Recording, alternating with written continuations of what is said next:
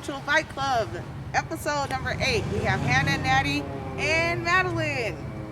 Yeah, today we're going to teach you all about different types of brakes, how to brake safely, and how to practice on your own.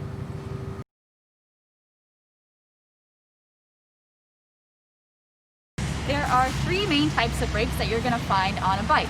Those types are rim brakes, disc brakes, and coaster brakes. Now if we come over here to our first bike, you can see that this is a rim brake because I'm going to engage my front brake, right? And I see the movement over here by this cable engaging, and it's going to bring my bike to a halt via the rim, this cable on the rim. The next type of brake you have is a disc brake, and disc brakes, actually there are 2 main types. So you see on this bike, there's going to be a similar sort of cable engagement as there was on the rim brake, but it's just on the disc instead that you can see.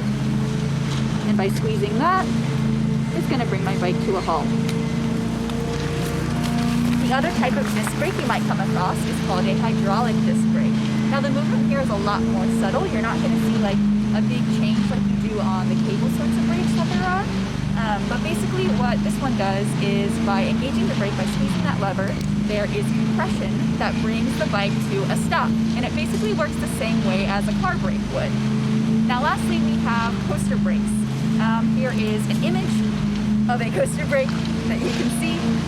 These are typically on children's bikes as well as some like fancy bikes in Europe.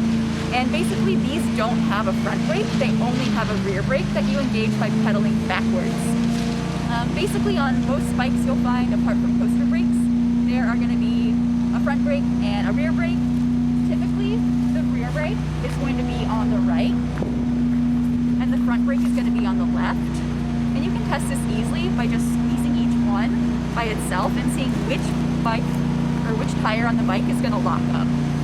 You always want to make sure that you are testing and checking your brakes before you go on a ride as part of your ABC Q-check to make sure that you are safe and in good working order.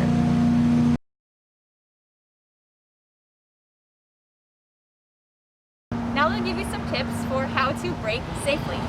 So the first thing to mention is that your front and your rear brake function for slightly different purposes.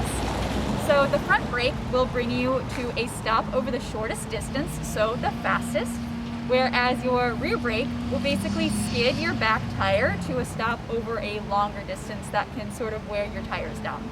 So the way you want to brake is by using both of these brakes.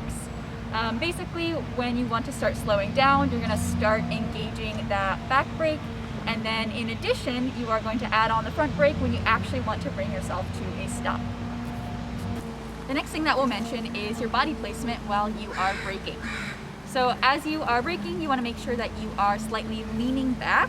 Otherwise, if you're leaning forward, that gives too much weight over the handlebars and you could flip over and lose control that way. If you're going down a steep hill, if you're braking down a steep hill, you want to basically get up out of your saddle and stand up sort of on your bike and definitely lean back a little bit further to maintain control. We'll demo that in a little bit. Another thing to note is your hand placement on handlebars. So basically you don't just want to hold the grips the entire time. You want to make sure that you have maybe a finger or 2 on each brake. That way you are ready to brake. You can engage those brakes if you need to react at a moment's notice. Otherwise, sometimes if they're just on handlebars, you're just going to squeeze those grips. We call that the death grip. That's not going to do anything and you're just going to panic. So make sure that you have your fingers ready to go and the brakes are ready to go.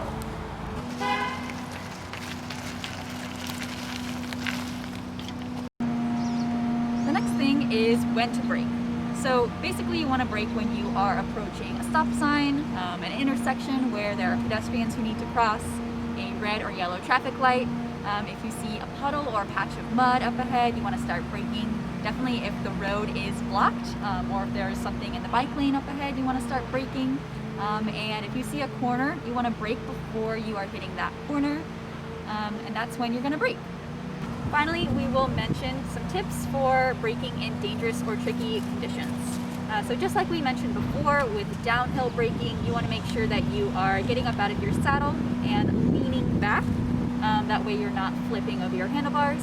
You also want to make sure that you don't only have your front brake engaged while you're biking downhill. Again, you're going to flip over your handlebars, so you want to kind of keep both brakes engaged at least a little bit throughout to also help control your speed as you're braking on a downhill mud or a pile of leaves on the road. You want to make sure that you're not braking too hard, or else you could lose control and skid off and maybe fall.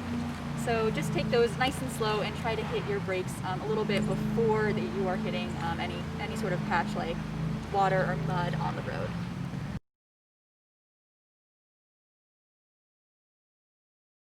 Hey folks, so now we're going to demonstrate a little game that you can play if you're just starting to learn how to brake. This game will teach you how to brake quicker with less reaction time and incremented steps. So Natty is going to demonstrate for us. Basically, we've set up 3 lines and then a start line. The last line is the furthest away, allowing for the most time to think about when to brake.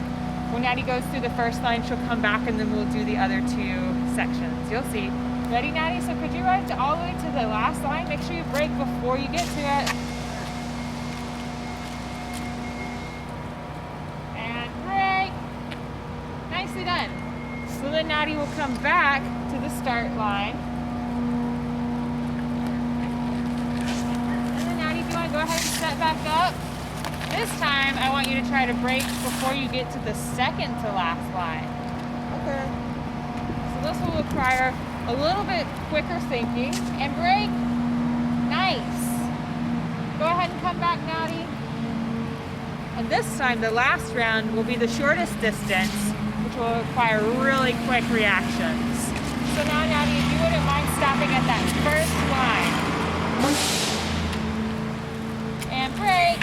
Nice. So see, as we go through it, then it gets harder and harder, and you learn to think faster and use your hands and brakes quicker.